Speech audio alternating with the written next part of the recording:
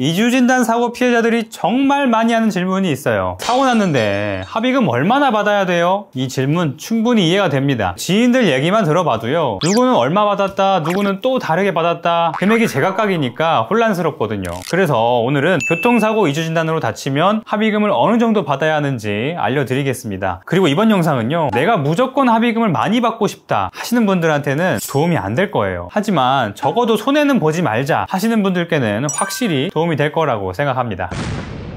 본격적으로 합의금을 말씀드리기 전에 이주진단 사고가 어떻게 합의되는지 먼저 아셔야 돼요. 일단 자동차 보험 약관대로 합의금을 계산하면 금액이 생각보다 정말 적습니다. 위자료는 해봤자 15만원이고요 취업 손해 입원할 경우에 하루에 9만원 정도입니다. 통원 치료하면 1일당 8,000원이 추가가 되고요. 보통 이주진단으로 입원은 최대 5일에서 7일 정도 하니까 입원을 7일 했다고 가정하고 통원 치료를 10번 했어도 합치면 약 86만원이 전부예요. 생각보다 너무 적죠. 그런데 실제로 이주진단 합의금을 보면 통원 치료만 해도 100만원 이상 받는 분들이 많다는 거죠. 이유가 뭘까요? 약관상 금액이 워낙 적다 보니까 피해자들은 차라리 치료를 더 받는 쪽으로 생각을 하죠. 그러면 한방병원 간다고 쳤을 때 하루 치료비가 5만원이 넘어가기도 하니까 10번만 받아도 50만원이에요. 몇 개월씩 치료받으면 금액은 훨씬 커지죠. 그러다 보니까 보험사 입장에서는 손해가 막대해지겠죠. 그래서 이대로는 안 되겠다, 피해자가 납득할 만큼 향후 치료비를 주고 빨리 정리하자, 이런 흐름 속에서 지금의 이주진단 합의금 시스템이 만들어진 거예요.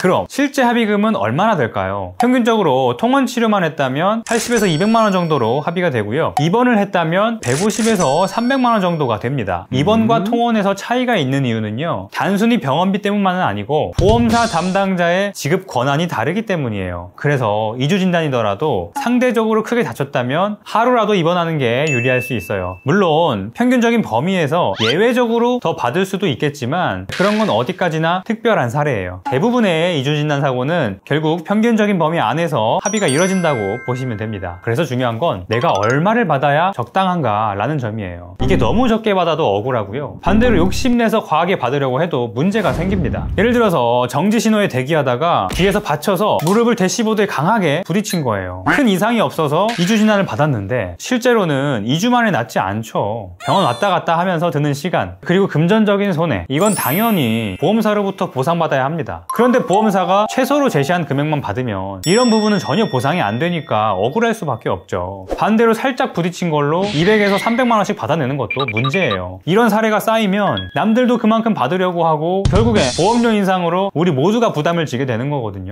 정리하자면 이주진단 사고 손해보지도 말고 욕심내지도 말고 합리적인 선에서 마무리하는 것이 가장 현명하다고 볼 수 있습니다. 추가로 교통사고 관련 정보가 궁금하신 분들은 구독 눌러주시고요, 도움되는 정보 받아가시기 바라겠습니다. 오늘도 영상 끝까지 봐주셔서 감사합니다.